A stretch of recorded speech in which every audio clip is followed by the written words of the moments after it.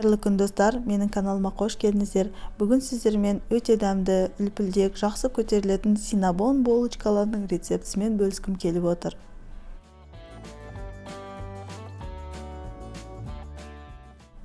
Жылы сүт, қант және ашытқыны араластырып, 10-15 минуттай бетін жауып, ашытқы үлкейгенше күтеміз.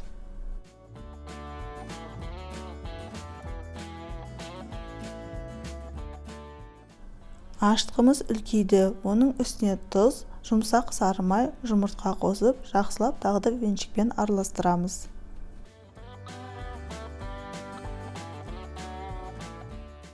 Үстіне елекпен елеп ұнды саламыз. Барлығын бірге емес, біртіндеп саламыз. Жұмсақ, қолға жабыспайтын қамыр болғанша илейміз.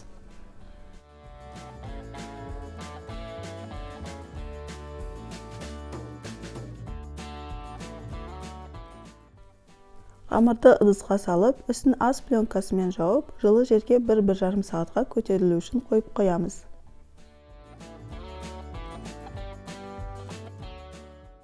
Булочканың үстіне себу үшін қант пен даршынды жақсылап араластырамыз.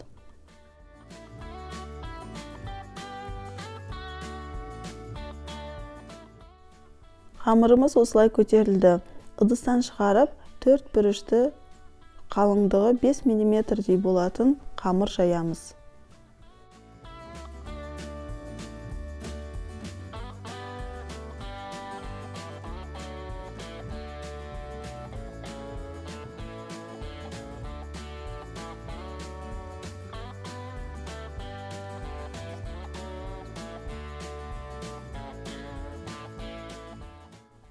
Үстіне жұмсақ сары майды жақсылап жағып шығамыз.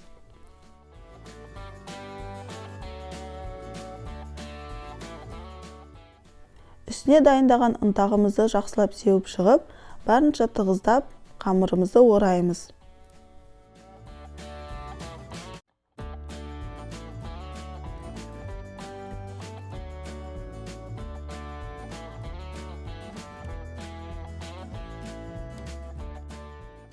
Қамырды тең бөліктерге бөлеміз.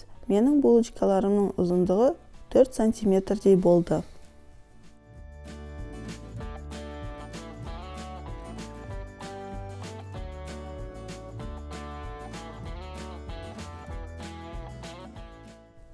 Форманың үстіне пергамент қағазын қойып, булочкаларымызды ортасынан кішкене орын қалатындай қылып орналастырып шығамыз.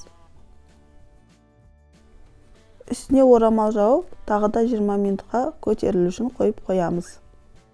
Үстіне жағатын кремін дайындаймыз. Ол үшін сүзбелі сыр, қаймақ және қант ұнтағын жақсылап араластырамыз.